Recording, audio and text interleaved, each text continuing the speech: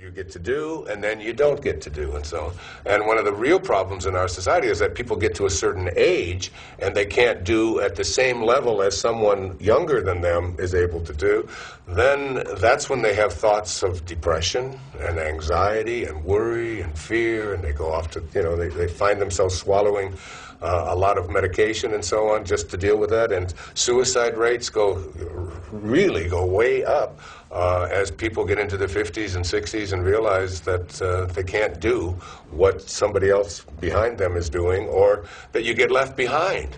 It's like there's so many changes and so many things that go on. Like I remember records being, like 78s, I don't know if you remember 78s, but, these things that you would put it on there and you would play it and a scratch and all of that, and then they tossed out 78s and they brought in 45s, and then they got rid of the 45s and they started bringing in cassette tapes, and then they got rid of those and they started doing things on digital, which I haven't got a clue of what a digital thing is and how it works and how a little thing this big can have 10,000 songs in it. It's a total mystery to me, and they all come out of there. But if you are believing that you are what you do and you don't understand this and so on, then it all passes you by, you see. So ambition has its real upside for a while, but it always ultimately has the downside. And the downside always is that I'm not going to always be able to do what I'm doing now, or at the level that I'm doing it now, or some change is going to come along, and I'm going to be required to move into another direction, but I don't know how to do that because I only know how to do this, and that's who I am. This is who I am. You hear people saying that, but this is who I am. This is the only way I know how to be. So that's the second aspect of the ego, with ambition, is that we are taught this, and this isn't just a mild kind of influence that's on young people when they're. This is it's almost like a conspiracy. I mean, it's that big where it's impossible to escape this whole plunging you into this world of ambition and having to believe that I have to accumulate more and I have to be ahead of the other guy. This is what competition comes from. This is winning. This is, all you have to do is watch a bunch of young people as they're at a football game, and it's like, they're all doing this, right? All doing this. And what does this mean? We're number one. We're number one. We're number one. Everybody out there has to be number one. We have to compete. We have to be better than somebody else. We have to accomplish and so on. And when we don't, we're depressed and we're hurt and we're, and full of anguish, and we have riots and all kinds of craziness, all on this business of ambition. Then the third aspect of ambition and taking on the ego is the belief now that not only am I what I have and what I do, but I also become what other people think of me. So my reputation becomes something really, really important. And young people, we call this peer pressure. We call this the time in a young person's life when what other people think of them is really very important. So we go around and we're taught, as young people, that it's important to get along, it's important to fit in, it's important that other people like you, it's important for you to realize that if you're not liked by your friends, you're not going to be very happy. You're not going to get the things that you want for yourself in your life. And so now we've taken this little beautiful creature who just showed up from a microscopic dot, and everything was handled for it. And it was doing nothing. It was just being done.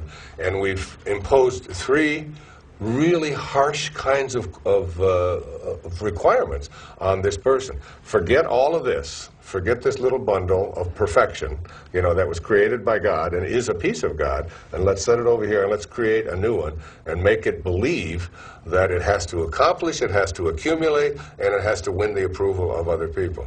Now, what I have learned over the years is that I gave a seminar not too long ago, and someone wrote me a letter and said, the seminar did not live up to my expectations, okay? And was sort of complaining about whatever that was. And I got thinking about that, like there were 1,000 people at the seminar, and if I have 1,000 people who come to my seminar, all with expectations, how in the world am I going to deliver a seminar and meet everybody else's expectations out there? How is it possible to do that? You can't focus. You can't go out there in front of an audience. You can't perform. You can't do anything in that focused on whether you're going to be approved of or liked or accepted by all of the people that are out there. One of the things that you discover and you learn is that you have to become independent of the good opinion of other people. And as I told each one of my children as they were growing up, I'm not focused on, whether people like you or don't like you. You can't be responsible for that. In fact, you should forget about your reputation. It's a meaningless construct because it doesn't exist within you. You don't have a reputation that is going to be something that you can hang on to and use wherever you go. If you give a talk to 1,000 people, you got 1,000 reputations. And maybe they walk out and you'll ask them, what was it about, or did you like it at all, and you get 1,000 different responses. That's the way the world is. And the greatest political landslide in American history, I think it was Mondale and Reagan. I think that's what it was. It was, they said it was just a disaster for Mondale because he lost. 45% of the people voted for Walter Mondale for president. 45%. So when you get half the people plus a few percentage points, you got a landslide. So you're looking for, landslides are half the people plus one or two, and you're doing great, But all the people, everybody that you meet, trying to please everybody out there all the time. So it would seem to me that a person who is focused on who they are, rather than on what other people's expectations are, would be someone who wouldn't at all be concerned about what other people think of them, what their reputation is, and so on. So those three things are the real guts of ambition.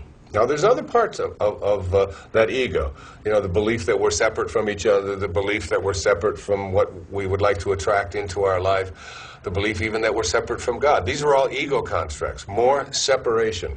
Like I'm separate from everybody out there that is watching, and I am separate from what's missing in my life, so that the things that I would really like to have are separate from me. But if you have an understanding that there's no place that this God is not, that the source is not, this invisible intelligence that allows everything to go from nowhere to now here in one split second, that there's no place that it's not, that this divine organizing intelligence is everywhere. And if there's no place that it's not, then it has to be in me, if there's no place that it's not. If there's no place that God is not. And if it's also, there's no place that it's not, it also has to be in everything that I perceive to be missing from my life. It has to be, in some invisible way, I'm already connected to everything that I would like to attract into my life. If there's no place that it's not, this source is not. And so, as you let go of your ego, you stop the idea of separation, and you begin to see yourself as connected to everything and everyone. And instead of believing that it's not going to show up for me, you change your thought system around to it's on its way. This is something that I'm attracting into my life. And the ultimate, I think the most egregious error that the ego makes is it starts to believe that I am separate from God. That God is something that is outside of me and is a withholding God, has the ability to heal me of my illnesses and to provide me with the abundance that's missing in my life and to bring the right person into my life, has the ability to do that, but's holding back on that, so that if you pay in a certain amount of money, if you do the right things, I'll talk to my representatives, and we'll decide whether you get that or not. So when you get, what I've just talked about here now is something called, the ambition phase of your life, in which your goal is always to try to get more, to get someplace else, to be better than somebody else, and to be consumed with being liked and approved of wherever you go. That's the ambition phase.